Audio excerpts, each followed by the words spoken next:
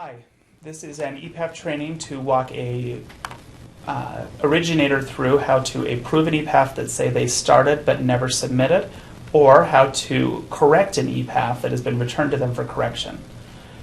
If you go to your My Dixie and log in, you'll be brought to the main menu, which looks like this. You'll click on Employee Information, Epaf Main Menu, which will bring you here. You will go to your originator summary, and this will list any Epaf that you have either started and have not submitted, or it will list an Epaf that has been returned to you by a supervisor or human resources for correction.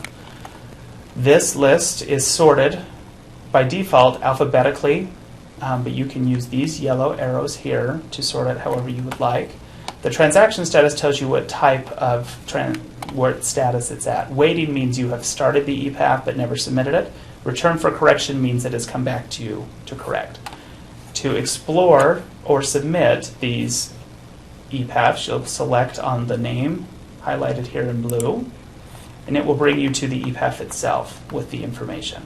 You can see this Epaf, it looks like, has been fully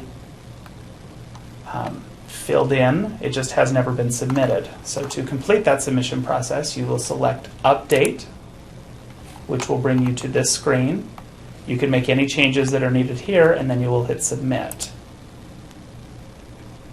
If it submits successfully, it will pull up a green arrow here, and if you scroll down, it will list warnings, which are standard, and you can ignore them, and it will show who it's going to go to next for the approval process.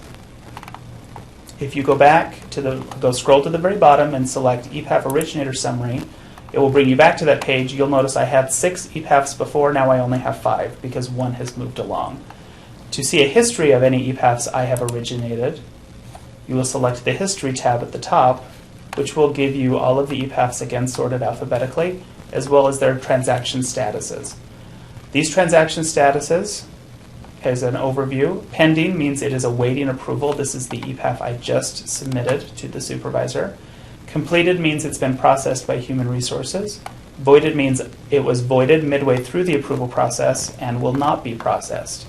This history will remain in effect for 2.5 years from the date of submission.